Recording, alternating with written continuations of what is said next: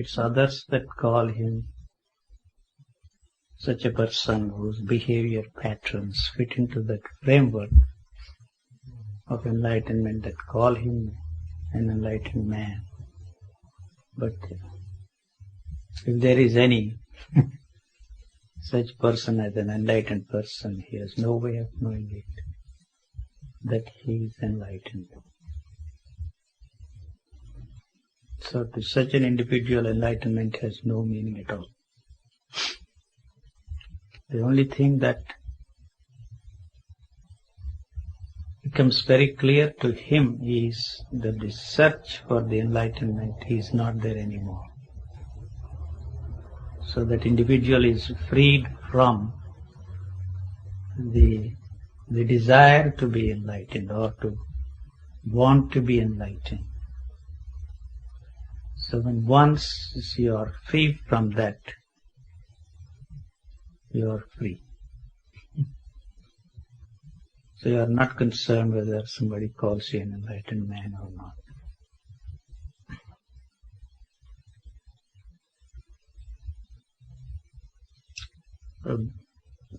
If we take the examples of Buddha, he never called himself the enlightened, it's the others.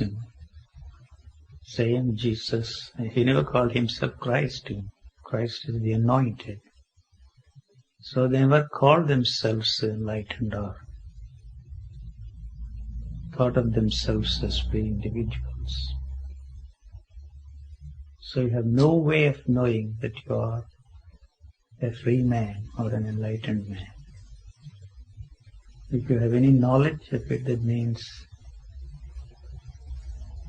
you are still seeking, pursuing, demanding to be enlightened.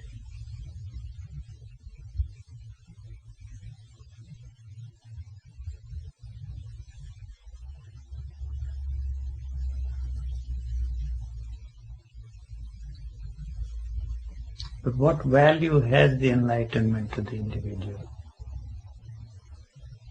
What value has it? No value. Not at all. Only the story was seeking.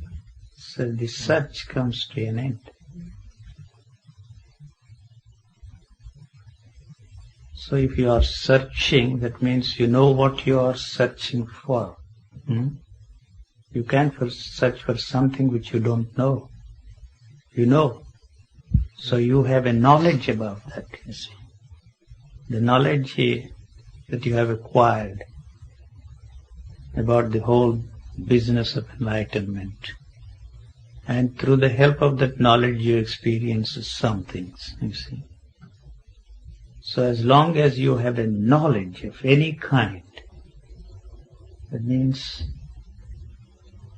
you are still caught up in this pursuit, the demand, searching for something which you already know. It's something which you will never know. It begins to express itself, that's all.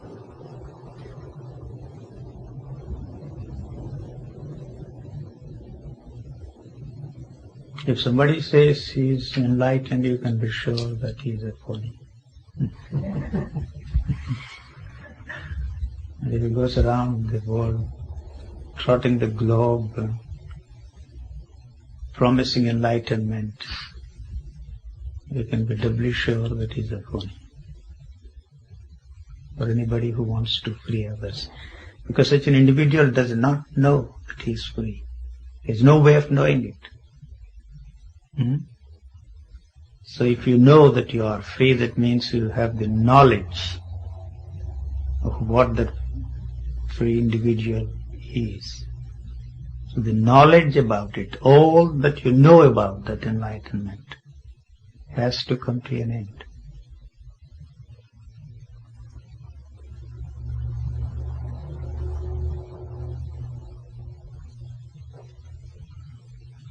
But what value has it?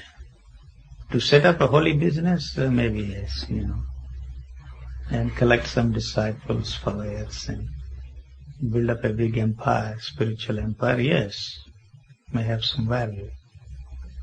But otherwise it has no value. It is something which you cannot give it to somebody, something which you cannot share it with somebody. not something that he can transmit it to others. Because there are no two things for him. Pardon? Maybe you can show the road, the way to go for others, because you are going with me. All the paths which you have followed are not really the paths.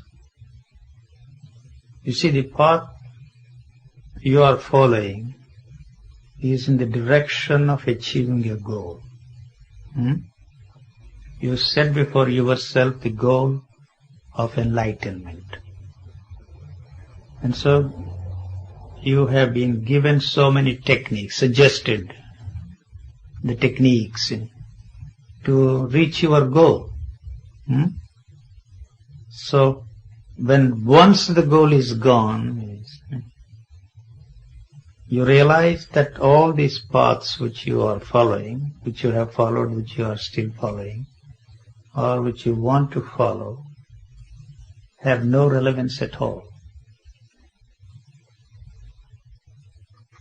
You have to reject, you see, all the paths that have been given to you as the paths leading you to enlightenment. So when once the whole business of enlightenment is out of your system, all the other paths recommended by others are the paths which you have yourself treaded for some time, have no meaning anymore to you. So you cannot recommend that or evolve a path of your own, because you have discarded every path which you have followed, the paths of others. That's all that you know. The paths that others followed. So, but they are not your paths, so you have no path of your own. The paths others followed are not the paths to reach your goal. What is there is only the rejection of all the paths recommended by others to reach the goal. But not, see, the only thing that you are doing is the rejection of these things. You have found for yourself that the path which you are following is not leading you anywhere. If you continue to follow the path, it's because you have a hope. Go to sleep. Yes.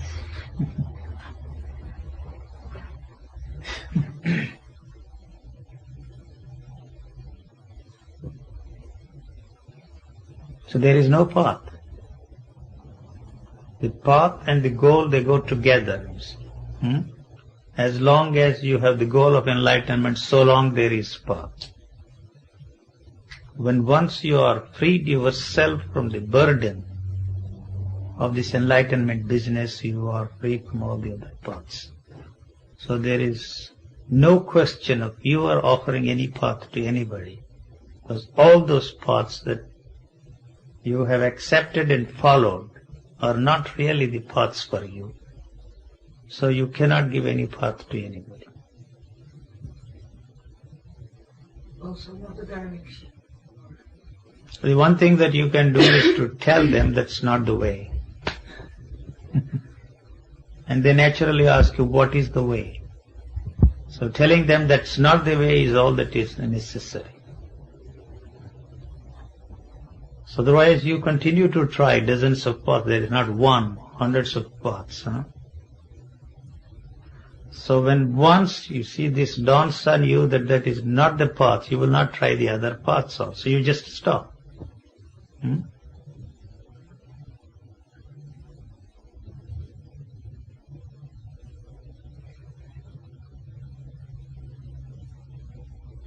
Is stopping not also a path?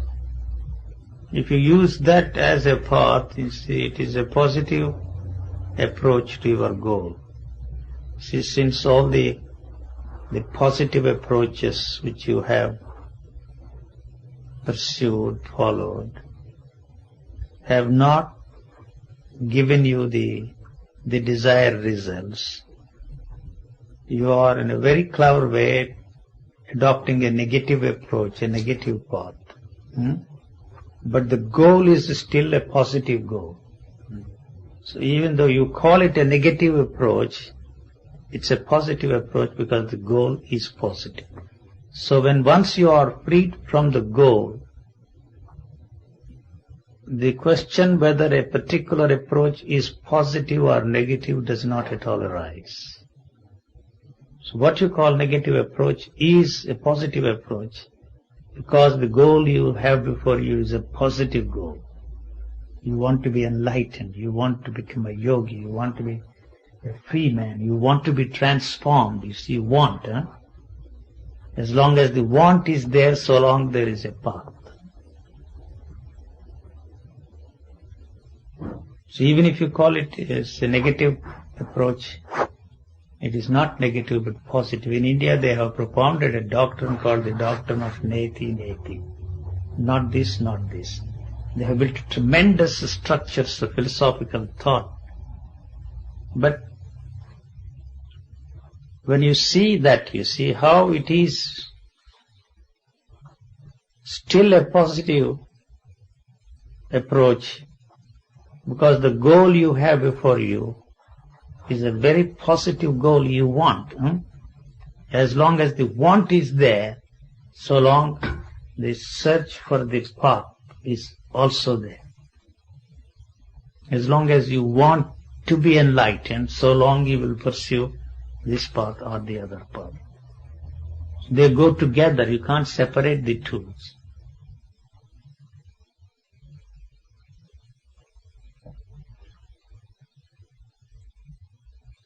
See, to go back to that, you see, the doctrine of neti neti, not this, not this, implies there is something there which you want to know.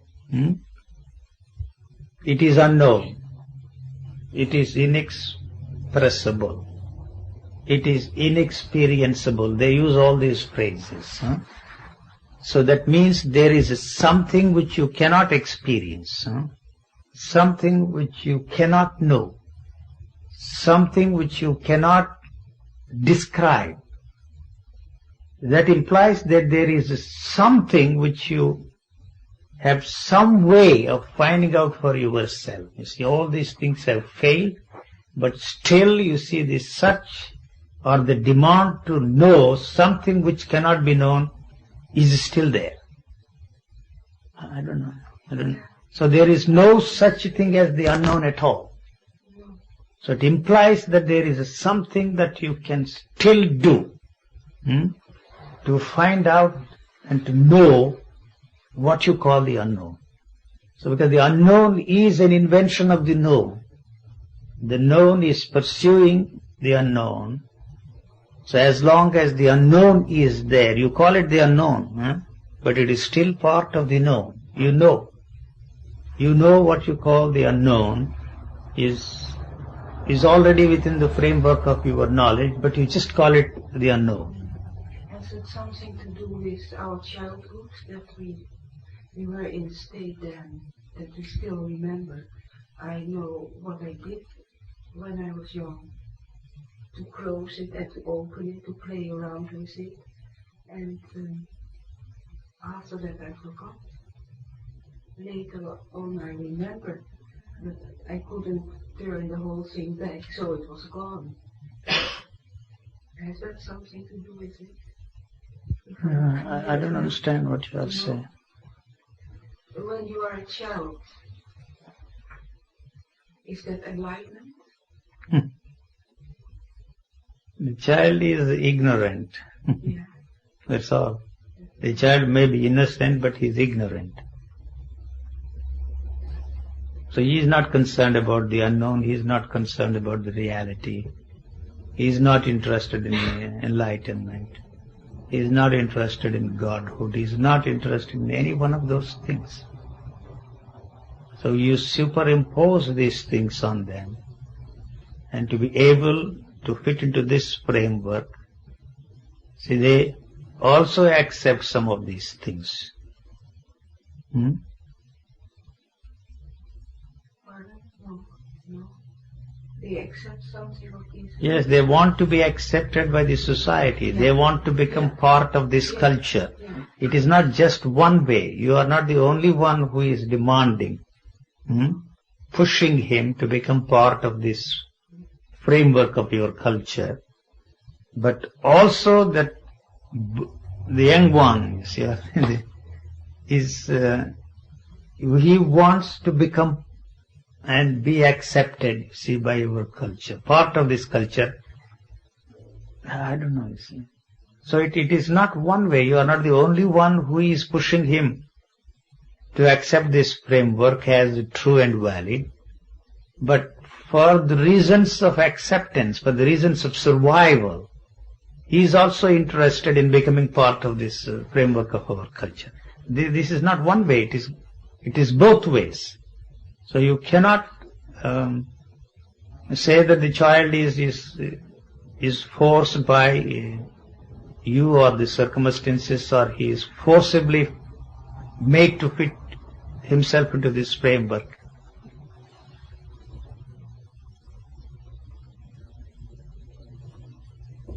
It has to be that way.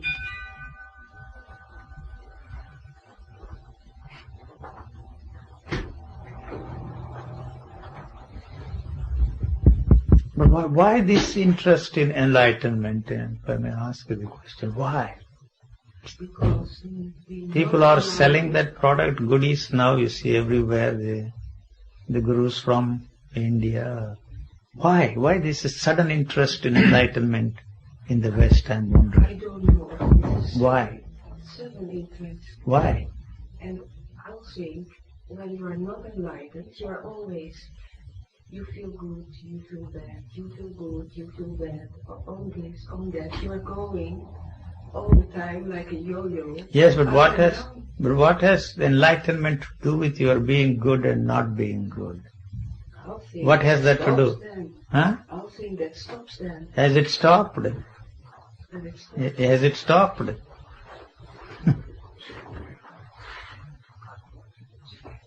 It's just a pious wish of yours that it is going to stop. Is it stopped? Now I'm asking you, it will never stop. What has to stop is the demand for enlightenment, and not what is being good, not being good, not this space of opposites, you see. The demand for enlightenment, wanting enlightenment, for whatever reason you want it, that has to stop. How is that going to stop?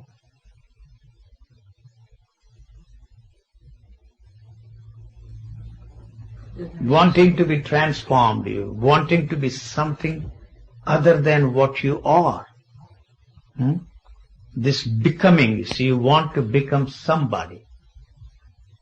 You have some virtues, so you feel that you are a virtuous person. You have some spiritual experiences. And so spiritual experiences become your property. You have spiritual experiences. The other individual has no spiritual experiences. So that makes you feel superior to the other individual. I have something which you don't have. I don't know. I know, you don't know. So you know a lot and then you practice humility. As long as there is any trace of knowledge about yourself or about the world around you, you are not a person. I'm not referring to you. I have to use the word you for purposes of communication. So there is no humility there. You know.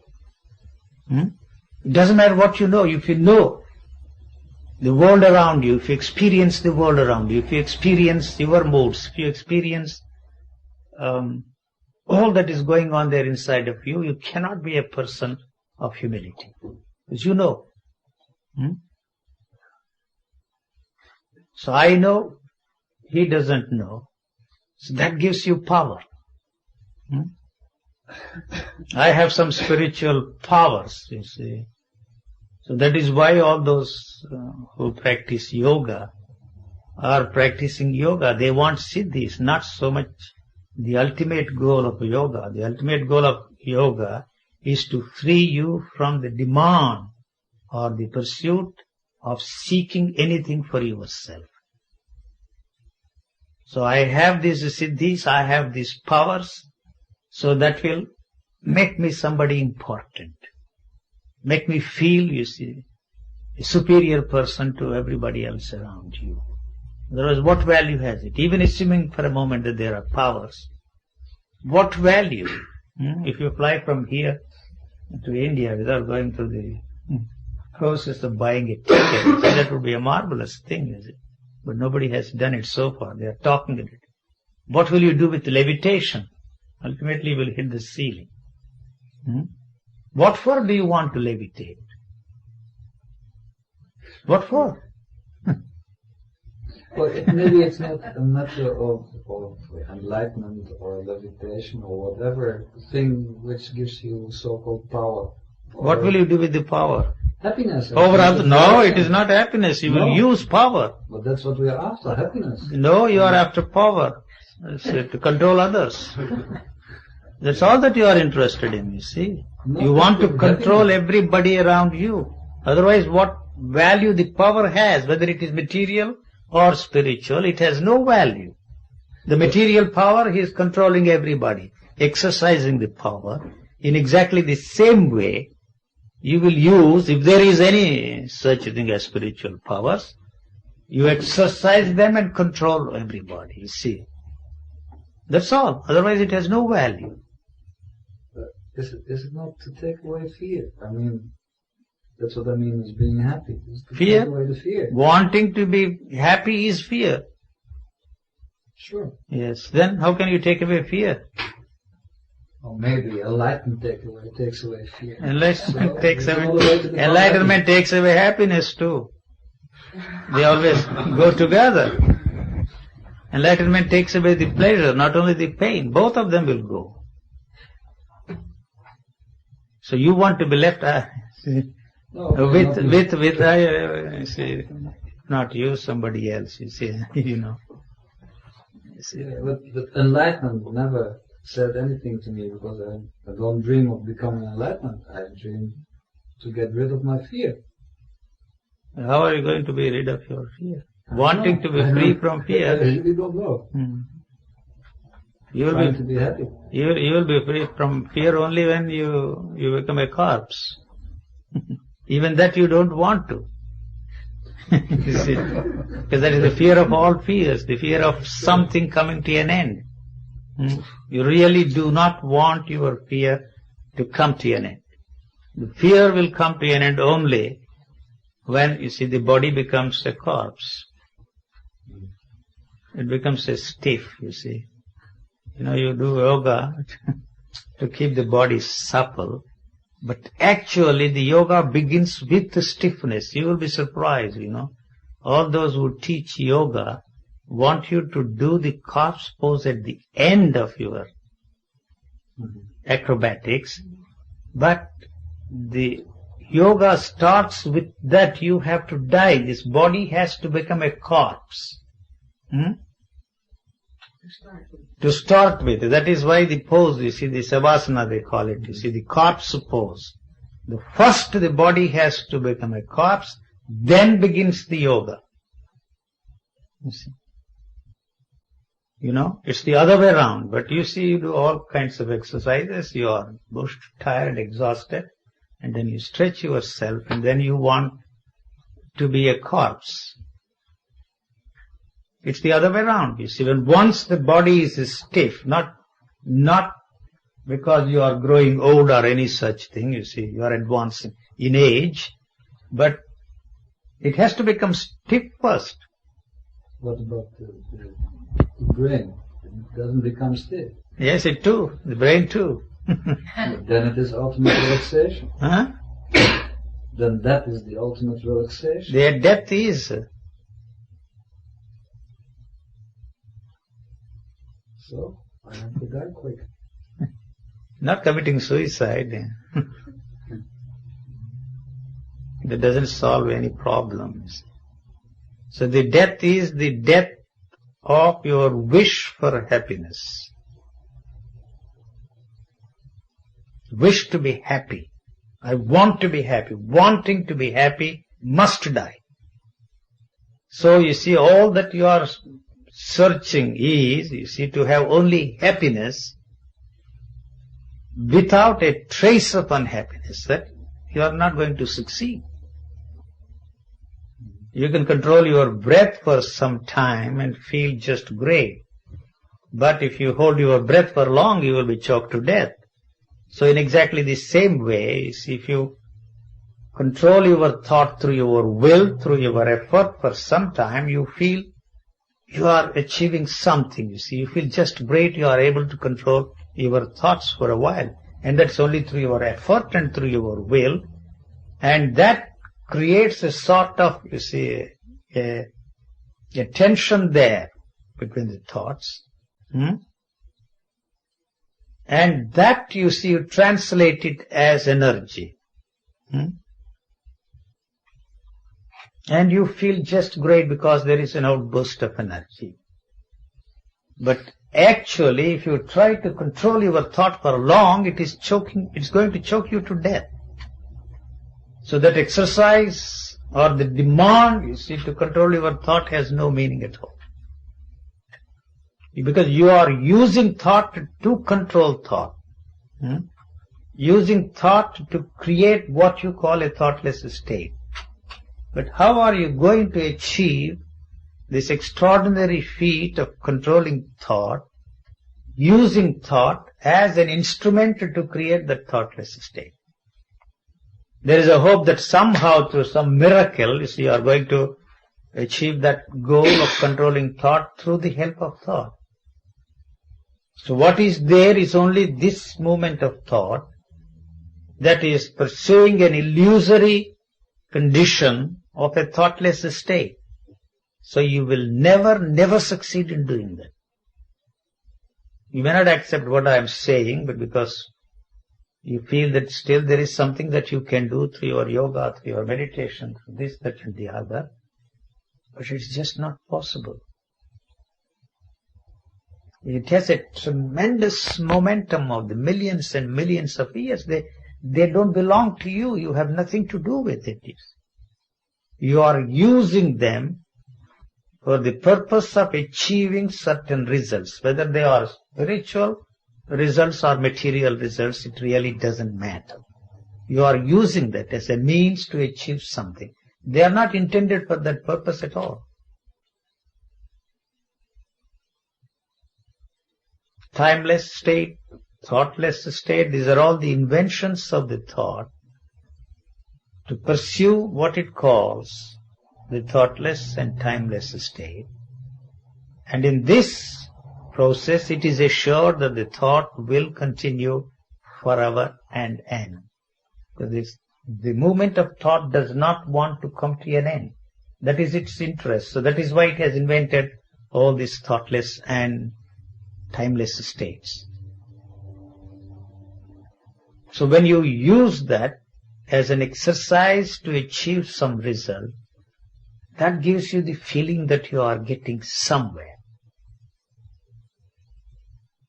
So it is the exercise that is important to you. Because there is a promise involved in that exercise that one day you are going to achieve your goal. When is that happy day going to dawn is anybody's guess. Mr. Krishnamurti, some years ago, I was on a boat race, working day and night till exhausted, sick, physically and psychologically.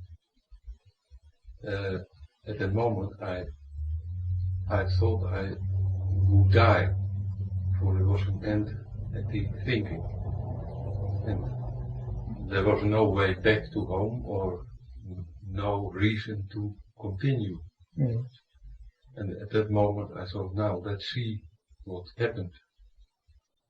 And there was deep rest and suddenly a fountain of energy in here. Well, to relate that on not to exercise. And after that, I want to experience it Again. You see? Again. And also, I've experienced also the misuse of power of that energy. You see? And but something is or something that is well, I don't know that there is something I didn't know beforehand, you see. Yes. But afterwards, there is the impulse of searching. Yes, you want that again. Oh yes, Don't you? Oh yes. So it happened without your asking for it. Huh? You didn't ask for it. You didn't know. It just happened. Yes. So that happening has become part of your experiencing structure, and you want that again. It's something very natural to want that again. Yes. So since you were not involved, this movement of thought was not involved at that moment, what makes you think that by the use of this movement of thought you are going to experience that energy again? You will probably see and artificially create an energy, but which is not the same. Not the same. So demanding or wanting to experience that again is the very thing that prevents the possibility of the outbursts of energy that happen from time to time. That's very hard to stop now. Very hard to, when once it becomes part of your experiencing structure, the nature of that experiencing structure is to demand more and more and more of that. And when you accomplish this feat of experiencing such things which are not the authentic ones but artificially created ones, then there is a demand to have that permanently. Yeah. Yes. It's just a hope. Yes. It's just a hope. You have destroyed the possibility of such things happening to you from time to time. They have no value at all. You cannot. What will you do with that energy? Well, misuse. No, you can't use that at all. Doctor. You cannot use that at all. It is.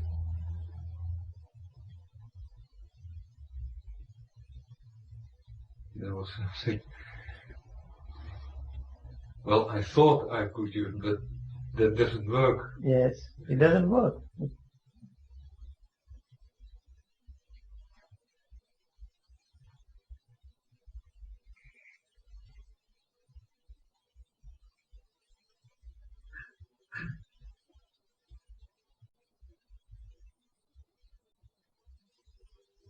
Ruchi, can Yes. you relate something what you were meeting with Ramana Maharishi? No, that's past time. It is there in the book, read it. There's no point in talking about it. Yes. I saw him only for a few minutes and that was the end of it.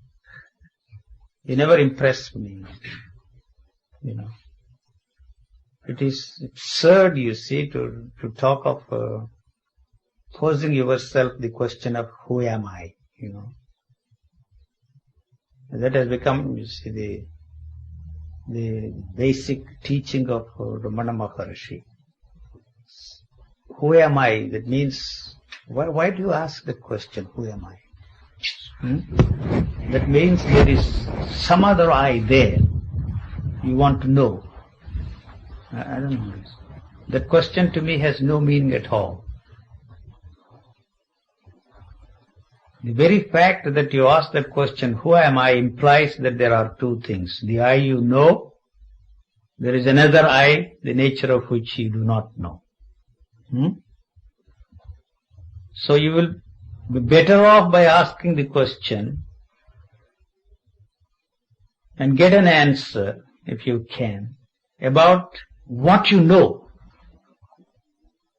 The question who am I implies that there is some other I, the nature of which you really do not know and you want to know. I don't know if I make myself clear. Do you know anything about yourself, first of all? What do you know? Tell me.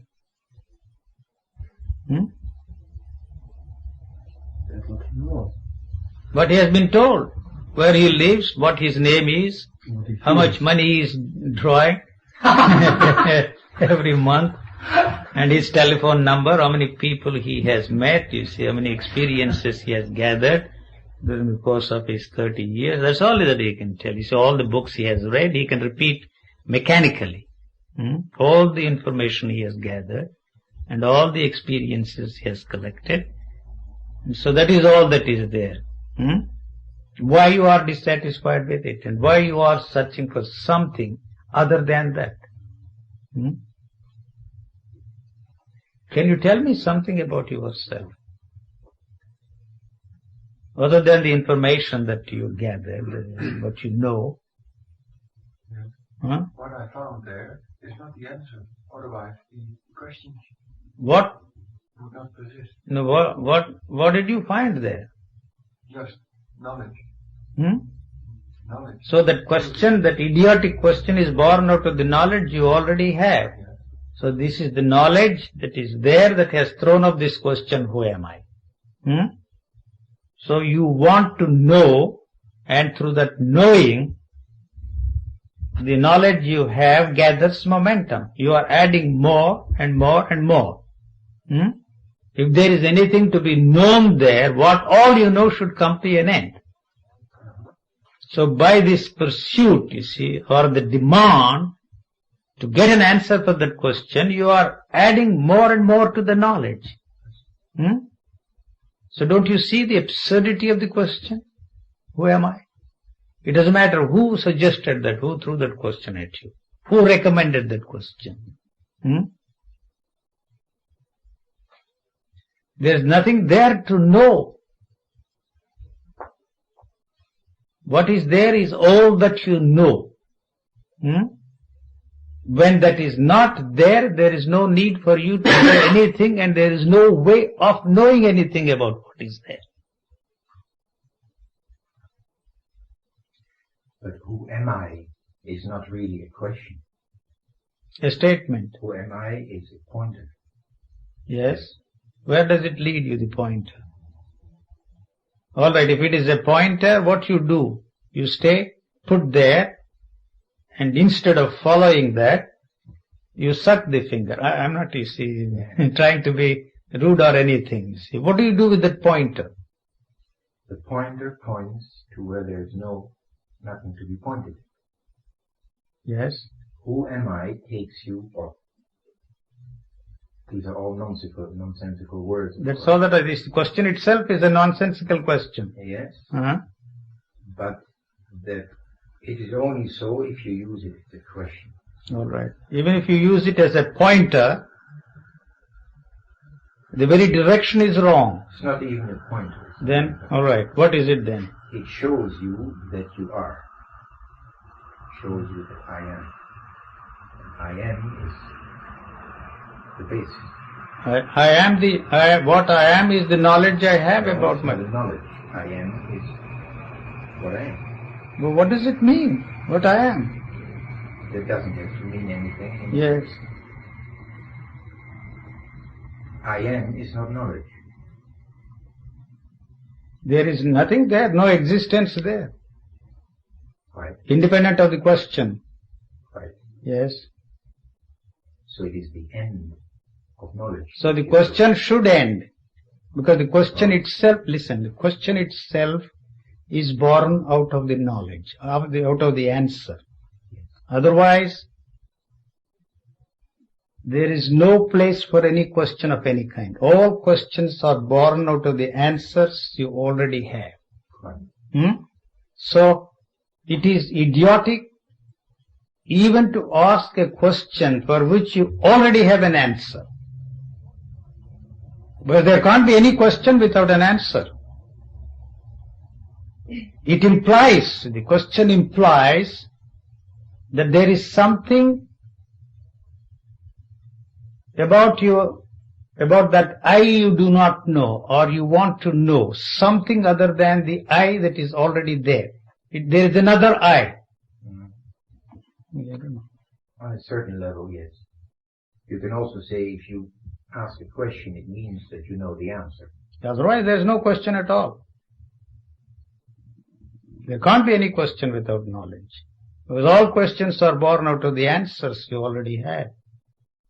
So that is the reason why, you see, a question of that kind, whether it is posed by yourself or somebody, does not want an answer for that question.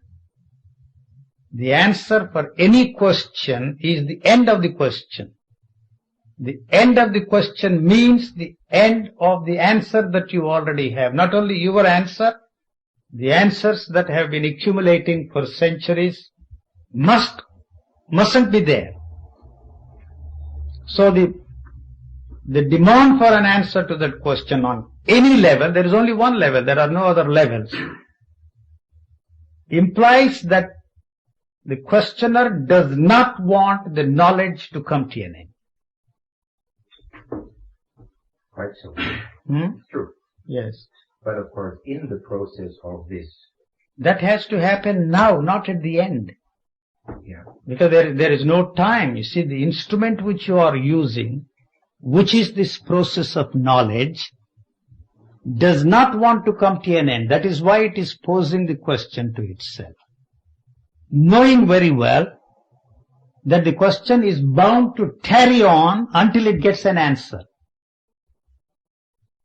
So, this knowledge, which the instrument which you are using, does not know or cannot conceive of the possibility of anything happening except in time, because it's born in time and it functions in time. Although it projects, you see, a state of timelessness, it is not interested in accepting the fact that nothing can happen except in the field of time.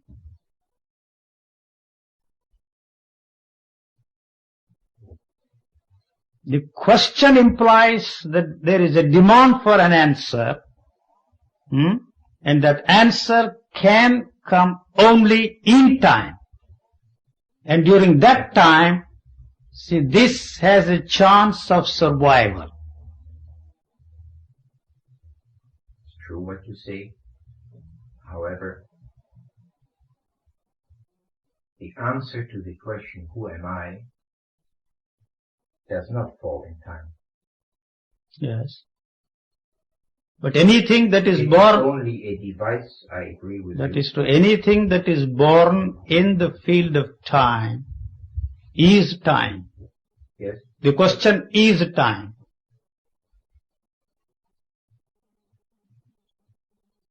the question is not born in time. Then, where does it come from? It comes from I am. That assumption itself is time. That I am. But I am The not an assumption. Of course.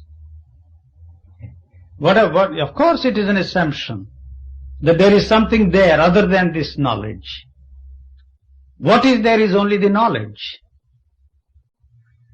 Do you perhaps mean with, if you say, you ask questions born out of answers you already have? Yes, yes. Do you mean with that, that the answer that you already have is the same as what perhaps psychology means, the mind? I don't know what you say. You see, to me there is no mind at all. You see, the mind is the totality. It's not that I'm giving a peculiar definition of mind. The totality of your experiences and the totality of your thoughts. As I was saying yesterday, there is no thoughts which you can call your own. There is no experiences which you can call your own. See, without knowledge you cannot have any experience. I don't know if I make myself clear. So, every time you experience through the help of this knowledge, the knowledge is strengthened and fortified. See, this is a vicious circle. It goes on and on and on and on. The knowledge gives you experiences, and the experiences fortify the knowledge you have. So the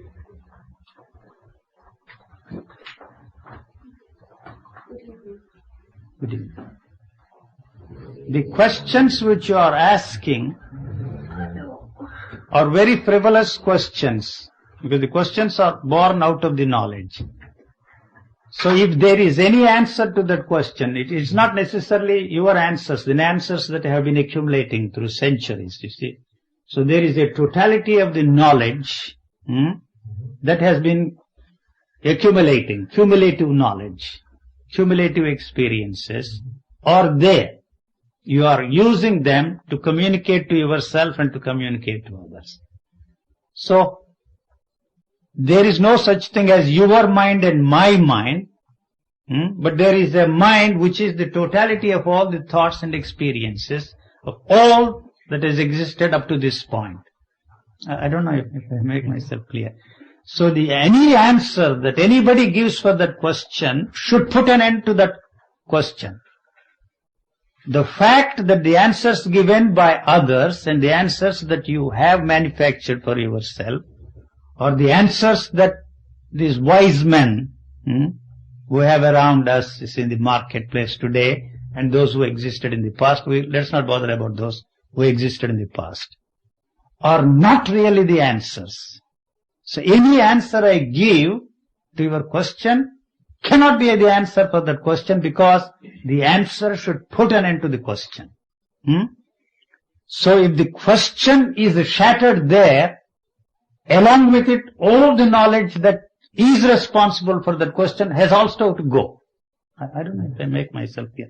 So the questioner is not interested in any answer, because the answer has to blow up the whole thing, not only what little you have known, you see, in these 30, 40 years, all that has accumulated up to that point, everything that every man thought and felt and experienced before, up to the point where the question is thrown out. I don't know if I make myself.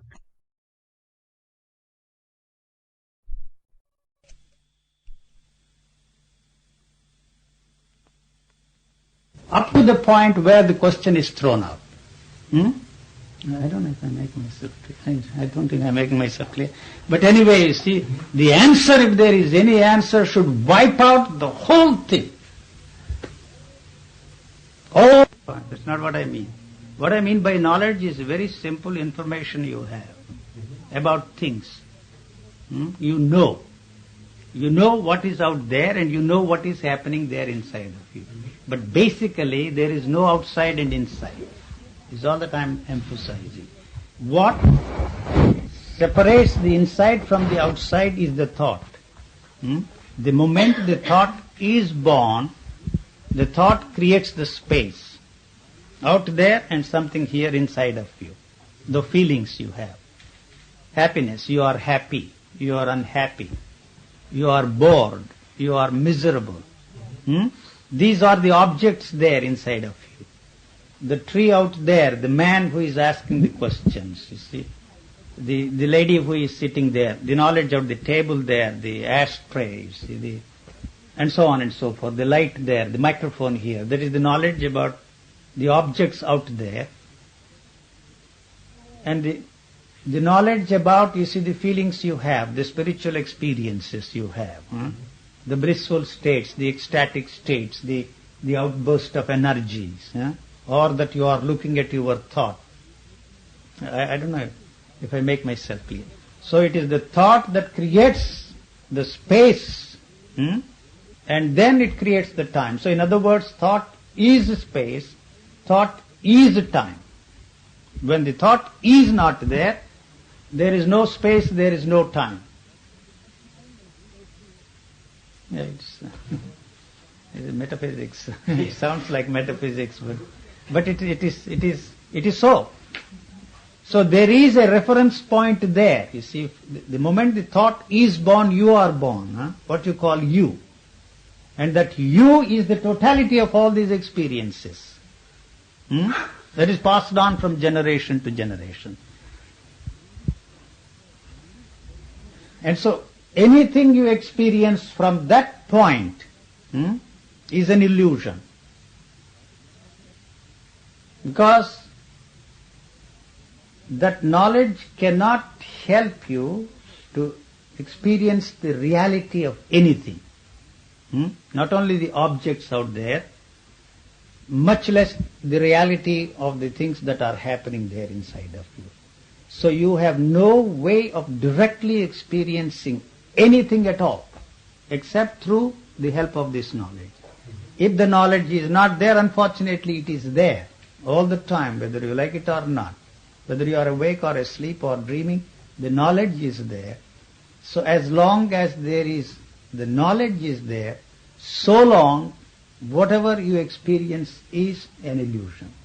Not that, you see, the world out there is an illusion, or that the feelings that you have, the feeling of anger, jealousy, envy, greed, and all those things are happiness, unhappiness, misery. That is an illusion. You can say it's an illusion, but it is not an illusion because it has become possible for you to experience those things through the help of the knowledge that is put in there. So in other words, what I'm trying to say is there is no such thing as your thoughts or my thoughts, your experiences, my experiences. They belong to the whole.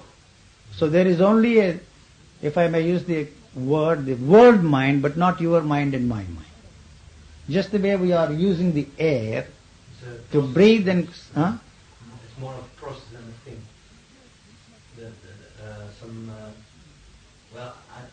So your efforts or your attempts to be an individual is well nigh impossible as long as you use that instrument to become an individual. What it can do is to create an isolated thing and put a boundary around it and make you feel that you are an individual, but you are not an individual at all. So going back to the question, there cannot be any question there at all, other than the questions that have been asked before. So there is no such thing as a question of your own which has never been asked before, and for which you already have answers. So you are only interested in confirmation. If the answer you think I am giving fits into that framework, you accept the answer. If it does not fit into that framework, you reject the answer. So no matter what you do, it really doesn't matter. That's all that you can do. Either you have to reject or accept. If you accept, it is as an act of faith,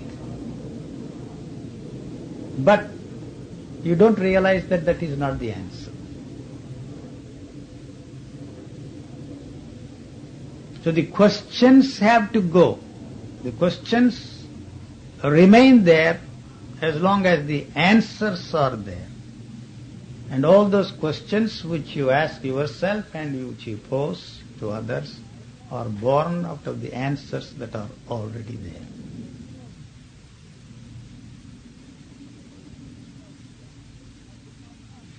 No, maybe it's a speculation matter. Imagine if someone arrives naturally at a state in which all his prefabricated answers have gone out of him or her. Is it then that it's a hypothetical situation. What? It's a hypothetical situation you are talking about. Throw them all out and see what happens. So anything you do to throw them all out is the very same process that you are trying to free yourself from. I don't know if you see that. Trying to control thought through thought excuse me, is a meaningless thing.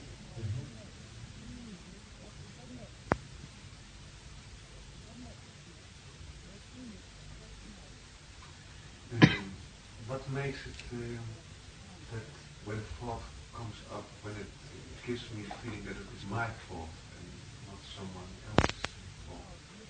You just say that it is your thought, but you don't even know that there is a thought. What is there is only what you are saying, my thought.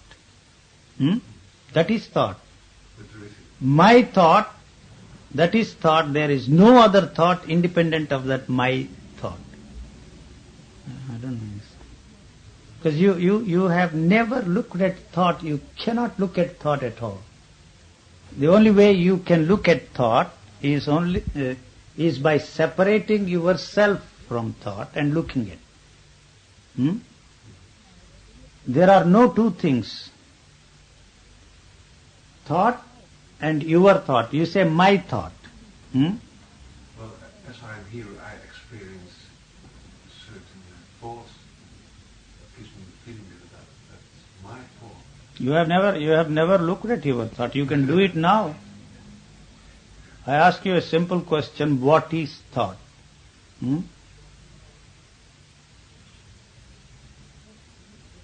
It is the answer that you have, but not thought independent of the answer. My thought, these are not my thoughts. These are good thoughts, those are bad thoughts. These are virtuous thoughts, those are vicious thoughts. These are perverse thoughts that are highly valuable thoughts. So any answer you get to your question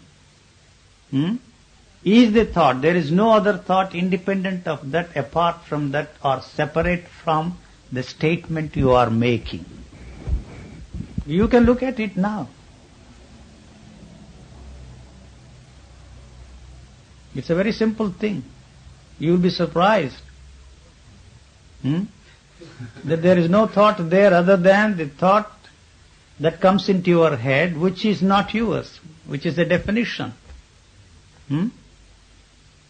Or what you have learned, what you have experienced, what you have known, all those things. That is all that is there. There are no two things there is only one.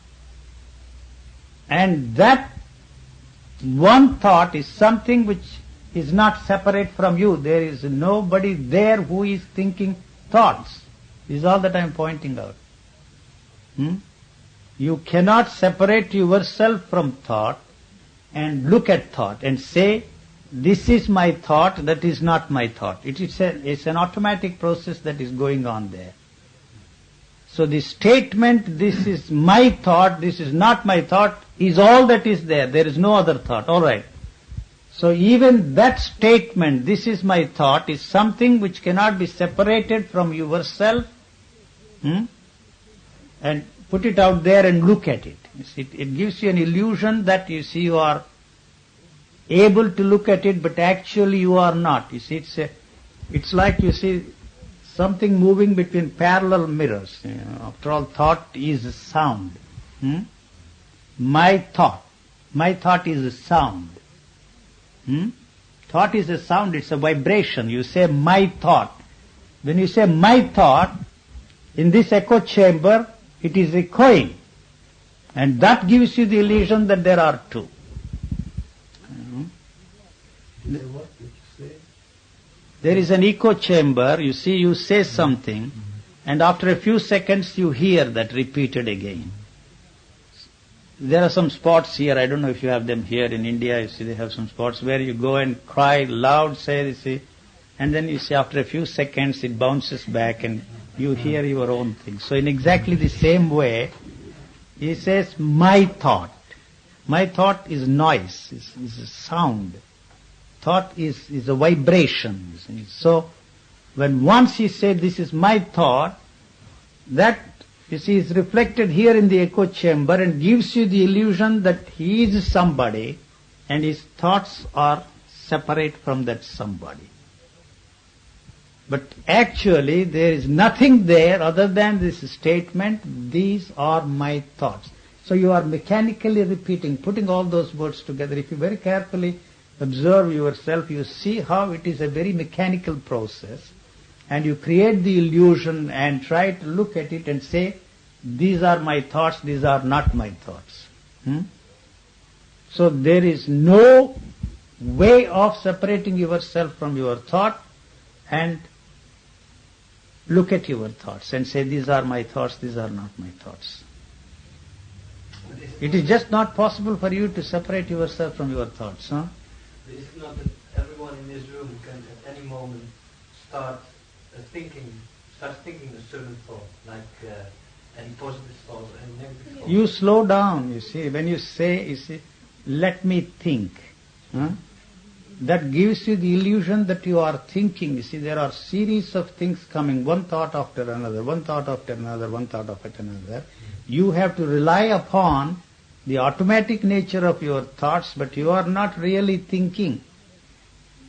So you are not thinking the thoughts. It's the other way around. The thoughts are thinking through you. You are picking up, you see, these things from the thought sphere, as it were, and using them to achieve something. You want to put across something to me and say, these are my thoughts, and what you are saying are not my thoughts, you see. So your computer has only so much of input, and whatever comes out of it, you see, is what is already there. So it is an automatic thing. It's just a computer, the input and the output, that's all that is there. So if there is nothing there, you can't say anything about it. Whatever you say about anything is what you know. No, I can see the concept or maybe the reality that thought is like if you make comparison with air. Listen, you see. There you are mechanically repeating those state. You are mechanically doing that. You see, that's all. It's a mechanical thing that is going on. There is nobody who is speaking here at all. Nobody. There is nobody who is speaking. It's an automatic thing. You are asking the questions, the answers are coming. But it looks and sounds as if I am giving the answers, but if you are giving the answers, I am pointing out that the answer is already there. Don't ask these questions because there are no answers. You see, all the questions which you are asking are born out of the answers you have. So I never ask any questions of any kind except the questions I need to ask to function in this world. How to go to your central station, because I am new to this place. Now I know how to go there. By bus, by walk, by taxi, every means, So these questions are essential to ask, and there is always somebody to help you, to take you there, or suggest a means of getting mode of transportation or something. But all the other questions you are asking have really no answers at all. In the sense that the questions are already there. The answers are there, the questions are born out of the answers. So you really do not want an answer for the question at all. That's all that I'm pointing out.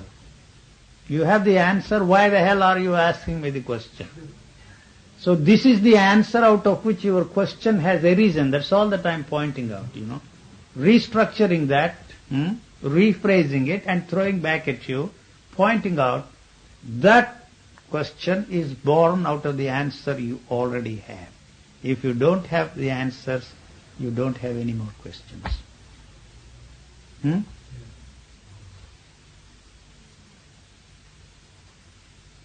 But I once experienced many times a state in which I thought, I had thoughts, but I was somewhere else, and I looked at my thoughts as I were looking through the table.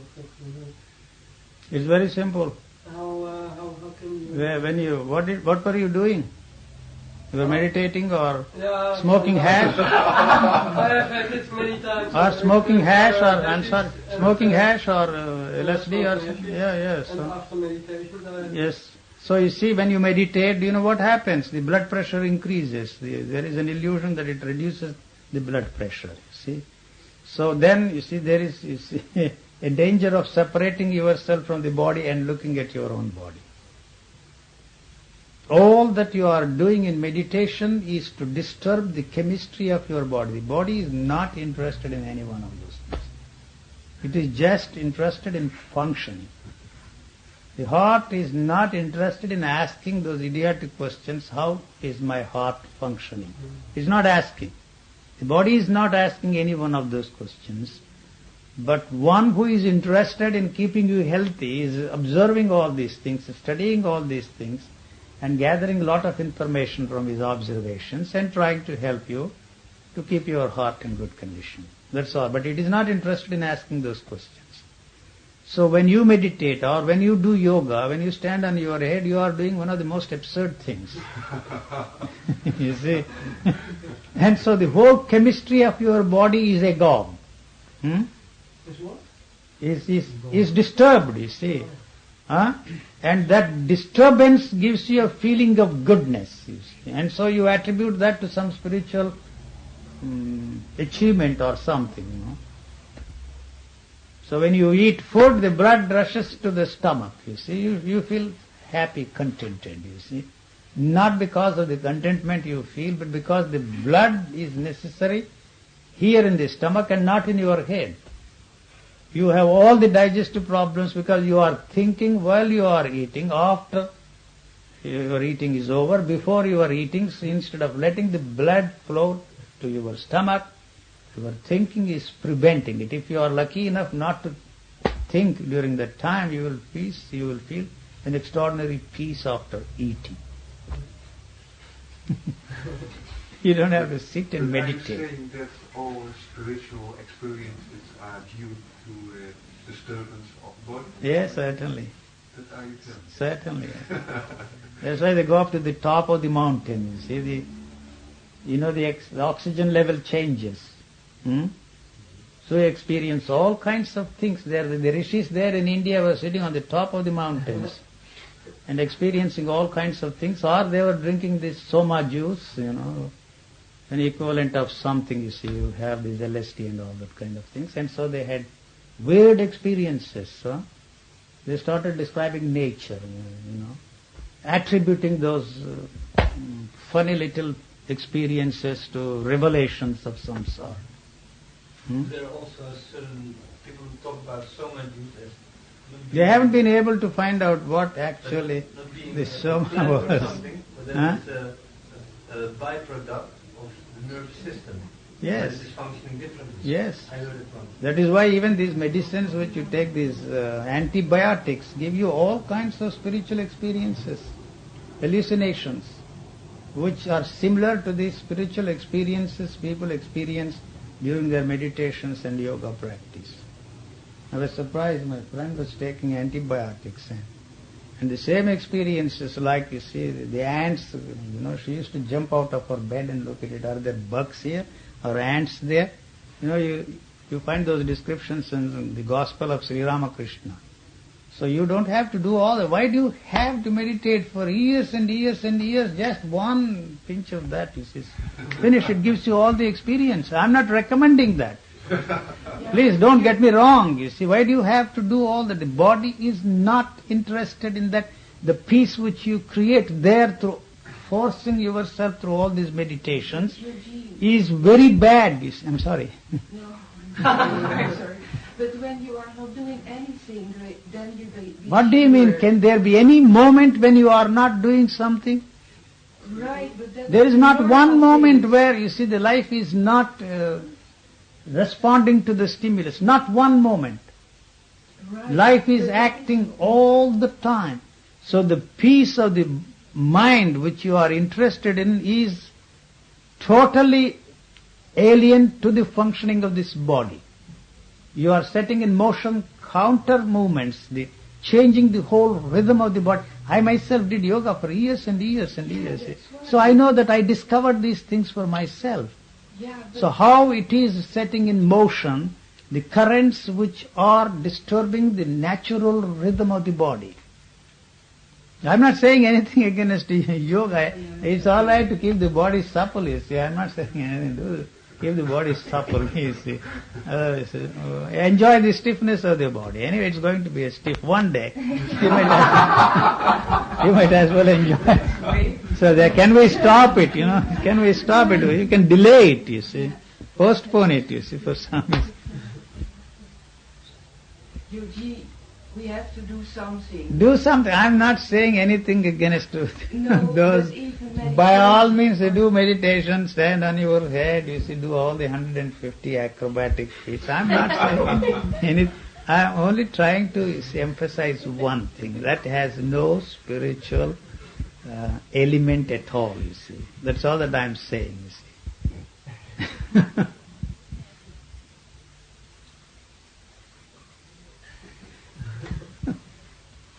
You know, the Yoga Sutras, they don't talk of these yoga asanas at all.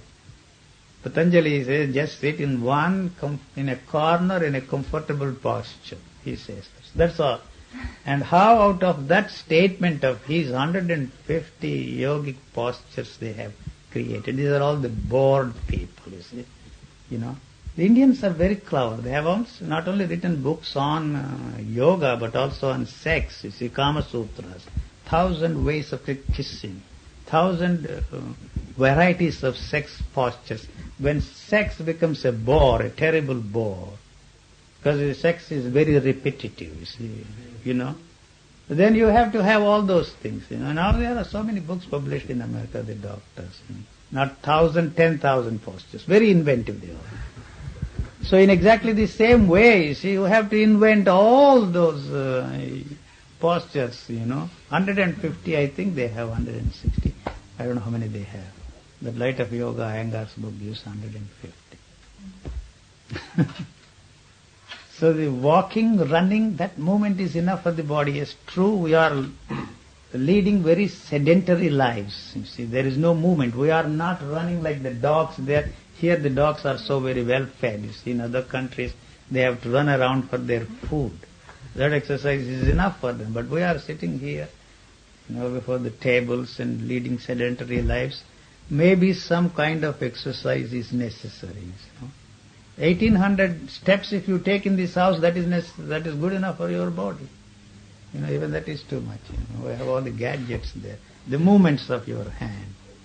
Walking from top to down to your first floor, that's enough for the body. Maybe those postures were for those people at that time valuable. They had nothing else to do. You know, sit in some forest there, fantasize all kinds of things, you see. You know, the spiritual fantasies recorded and passed on from generation to generation. Just the way you have these sexual fantasies, autoeroticism of some sort. There is no difference between the two, that's all that I am saying. But in a particular culture, the emphasis is made beyond reasonable emphasis, you see. Reasonable is something so difficult to define. But it's not going to make you any more spiritual than others. Are you saying then we are what we are already? And We there's don't nothing want to to do? be, you don't want to accept that fact. But you want to know what you are. That's the problem. And then You there's have nothing- no way of knowing it at all. Wanting to know what is there is impossible. That is always related to what you want to be. What you see here is the opposite of what you would like to be, what you want to be, what you ought to be, what you should be. What do you see here? You want to be happy, so you are unhappy. Wanting to be happy creates the unhappiness. What you see here is the opposite of your goal of becoming happy, wanting to be happy. Wanting to have pleasure all the time creates the pain here, see. So wanting and thinking, they always go together. They are not separate. Anything you want creates pain because you begin to think. Wanting and thinking, if you don't want a thing in this world, there is no thinking. That does not mean the thoughts are not there. Whether you want to achieve material goals or spiritual goals, it really doesn't matter. Wanting, I'm not saying anything against wanting. Want means the fulfillment of the want or non-fulfillment of the want is possible only through thinking.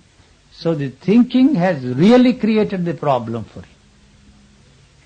What I am suggesting is that all the problems we have cannot be solved on psychological and ethical level. Man has tried for centuries to solve them, but he has failed. And what keeps him going still is the hope that one day, by doing this more and more of the same, he will achieve. But the body, as I was saying, has a way of resolving these problems, because you see, it cannot take them. The sensitivity of the sensory perceptions is destroyed by whatever you are doing to free yourself from whatever you want to be free from. So it is destroying the sensitivity of the nervous system here. The nervous system has to be very alert for the survival of this living organism. It has to be very sensitive. Your sensory perceptions have to be very sensitive. Instead of allowing them to be sensitive, you have invented what is called the sensitivity of your feelings, the sensitivity of your mind, the sensitivity towards every living things around you, sensitivity to the feelings of everybody that is there. And this has created a neurological problem. So all the problems are neurological, not psychological and not ethical. That's the problem of the society. The society is interested in status quo. It doesn't want to change. The only way it can maintain the status quo or the continuity is through this demand, you see. The demand that everybody should fit into this structure. Whereas every individual is a unique individual. Physically speaking, it's a unique individual. Nature is creating something unique all the time. It is not interested in a perfect man. It is not interested in a religious man. So we have placed before man the goal or the ideal of a perfect man, a truly religious man. So anything you do to reach that goal of perfection is destroying the sensitivity of this body. It is creating violence here. It is not interested in that. So the whole thing is set on the wrong way. So the day man, you see, experienced whatever he experienced, this is self-awareness, self-consciousness, he sowed the seeds of the total destruction of man. So all those religions have come out of that divisive consciousness in man. So all those teachings of those teachers will inevitably destroy mankind. So there is no point in reviving all those things and starting revivalistic movements. That is dead, finished. So anything that is born out of this division in your consciousness is destructive, is violence. It's because it's trying to protect not this living organism, not the life, but interested in protecting the continuity of thought. And through that it can maintain the status quo of your culture or whatever you want to call it, the society. So the problems are neurological. If you give a chance to the body, it will handle all those problems. But if you try to solve them on psychological level or on ethical level, you are not going to succeed. What do you mean by giving a chance to the body? Anger is here. Where is anger? In your stomach you feel it, you see, in the base, you see here. So it is handling, but if you beat your husband or wife or your neighbor or you see, beat the pillows, you are not going to solve that problem. It is already absorbed. And you are only enriching these therapists who are making money out of that. You hit your wife, husband, anybody you want, you see, and that's all that you can do, nothing else. But still, you see, it is the function of the body to handle that and absorb it. It has arisen here. It is something real there for the body. It doesn't want this anger because it is destroying the sensitivity of the nervous system. So it is absorbing the whole thing. You don't have to do a thing. Any energy that you create through this thinking is destructive for this body. Because the energy cannot be separated from life here. It is one continuous movement. So all the energies you experience as a result of playing with all those things is not of any interest to the functioning, the smooth functioning of this living organism. It is disturbing the very harmonious functioning of this body. There is a very, very peaceful thing. The peace there is not, you see, this innate dead silence you experience. But it's like, you see, a volcano erupting all the time. That is silence, that is peace. The blood is flowing, you see, through your veins like a river in spate. You see, if you try to magnify the sound of the flow of your blood, you will be surprised. Like the roar of the oceans. So if you put yourself in an air, what do they call it, soundproof room, you will not survive even for 5 minutes. You will go crazy because you can't hear, see, the noises that are there in you. The heartbeat of your heart is something which you cannot take in. So you love, you see, to surround yourself with all these sounds, and then, you see, you create some funny experience called the experience of a silent mind, which is ridiculous, absurd. That is the silence that is there, the roar of an ocean, like the roaring of the flow of blood. That's all that it is interested in, not your state of mind or the experience of a silent mind. It is not interested in your practice of virtues, not interested in practice of your silences. Body has no interest in the dilemma of your moral dilemma, or whatever you want to call it, moral problems. It's not interested in your virtues or vices. As long as you practice virtues, so long, you see, you will remain a man of vice. They go together.